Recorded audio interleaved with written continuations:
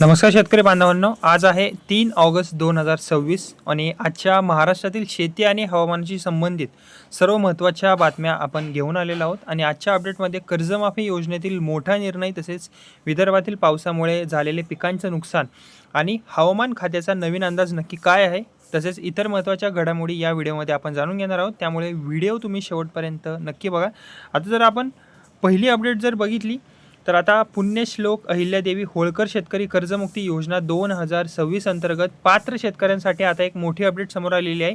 आणि ती अपडेट म्हणजे सरकारच्या माहितीनुसार उद्या म्हणजेच की 4 ऑगस्ट 2026 रोजी उर्वरित 16.94 लाख पात्र शेतकऱ्यांच्या पीक कर्ज खात्यात एकत्रित 7,000 कोटी जमा करण्यात येणार आहेत. ओके, आणि या निधीमुळे अनेक शेतकऱ्यांची थकीत पीक कर्जे बंद होण्यास मदत होणार असून त्यांना पुन्हा नवीन पीक कर्ज घेण्याचा जो मार्ग आहे तो मोकळा होणार आहे. मात्र प्राप्तिकर भरणाऱ्या सुमारे 94,000 शेतकऱ्यांना या योजनेत अपात्र ठरवण्यात आलेले आहे. भंडारा जिल्ह्यातील 22,365 शेतकऱ्यांना सुमारे 137.13 कोटींच्या कर्जमाफीला मंजुरी मिळालेली आहे. तसेच भंडारा जिल्ह्यातील सुमारे 75% शेतकऱ्यांचे आधार प्रमाणीकरण पूर्ण झालेले असून उर्वरित लाभार्थ्यांनाही ही जी प्रक्रिया आहे ती लवकर पूर्ण करण्याचे आवाहन करण्यात आलेले आहे.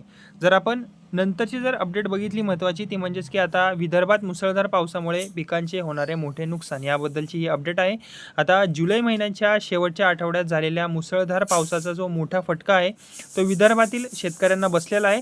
आता जर आपण चंद्रपूर जिल्ह्यातील जर कंडिशन बघितली तर वर्धा नदीला आलेल्या पुरामुळे बल्लारपूर तालुक्यातील विसापूर परिसरात धान, सोयाबीन, कापूस आणि तूर पिकांचे मोठ्या प्रमाणात नुकसान झालेले आहे. सुमारे 1400 हेक्टर क्षेत्र जे आहे ते बाधित झाल्याची माहिती जी आहे ती समोर आलेली आहे. यवतमाळ जिल्हा, जर इथली कंडिशन जर आपण बघितली तर आता यवतमाळमध्ये सुमारे 98 महसूल मंडळांमध्ये अतिमुसळधार पाऊस झालेला आहे. एका दिवसात 135 मिमी पावसाची नोंद करण्यात आलेली आहे. आणि या पावसामुळे सुमारे 26,000 हेक्टरवरील सोयाबीन, कापूस आणि तूर पिकांचे नुकसान झालेले असून जवळपास 23,000 शेतकरी जे आहेत ते प्रभावित यामध्ये झालेले आहेत. ओके, तसेच आता अमरावती जिल्ह्याचं जर सांगायची झाली कंडिशन तर आता मोर्शी तालुक्यातील सुमारे 14,000 हेक्टरवरील संत्रा बागांचे नुकसान झालेले आहे. ओके, तसेच आता सततचा जो पाऊस आहे, पाणी साचणे आहे आणि फळगळ यामुळे बागांच्या उत्पादनावर परिणाम होण्याची आता भीती व्यक्त केली जात आहे शेतकरी मंडळींकडून. तसेच शेतकरी संघटनांनी तातडीने पंचनामे करून योग्य नुकसान भरपाई देण्याची मागणी सुद्धा केलेली आहे. तसेच सध्या दिली जाणारी प्रति हेक्टर सुमारे 6,000 नुकसान भरपाई अपुरी असल्याचेही शेतकरी मंडळींनी सांगितलेले आहे. तसेच आता थोडंसं आपण महाराष्ट्रातील हवामानाबद्दलचे अपडेट बघूयात.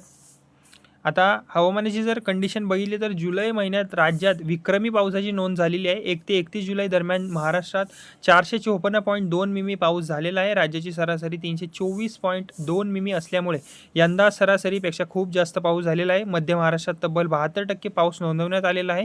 पुण्यामध्ये 508.9 मिमी पावसाची नोंद होत तब्बल 119 वर्षांचा विक्रम मोडलेला आहे. ओके, तसेच जर आजचे आपण हवामान अलर्ट जर बघितले तर आज येल्लो अलर्ट जारी करण्यात आलेल्या जिल्ह्यांमध्ये रायगड, रत्नागिरी, पुणे घाट परिसर, सातारा घाट परिसर, कोल्हापूर घाट परिसर, अकोला, अमरावती, नागपूर, बुलढाणा, वर्धा, भंडारा, गोंदिया, चंद्रपूर, गडचिरोली आणि नाशिक घाट परिसराचा समावेश आहे येल्लो अलर्टमध्ये.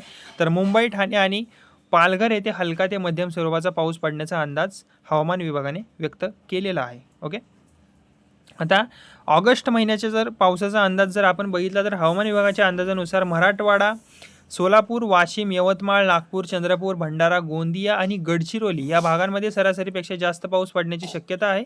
तर कोकण, खान्देश, नाशिक आणि सातारा, सांगली, कोल्हापूर, अमरावती, बुलढाणा, अकोला आणि वर्धा या भागांमध्ये सरासरीपेक्षा कमी पाऊस होण्याचा अंदाज आहे. ओके, आणि जर आपण 4 ते 6 ऑगस्टचा जर अंदाज बघितला तर हवामान विभागाच्या माहितीनुसार 4 ते 6 ऑगस्ट दरम्यान राज्यातील बहुतांश भागात पावसाचा जो जोर आहे तो कमी होण्याची शक्यता आहे. अनेक जिल्ह्यांमध्ये हलका ते मध्यम स्वरूपाचा पाऊस पडू शकतो.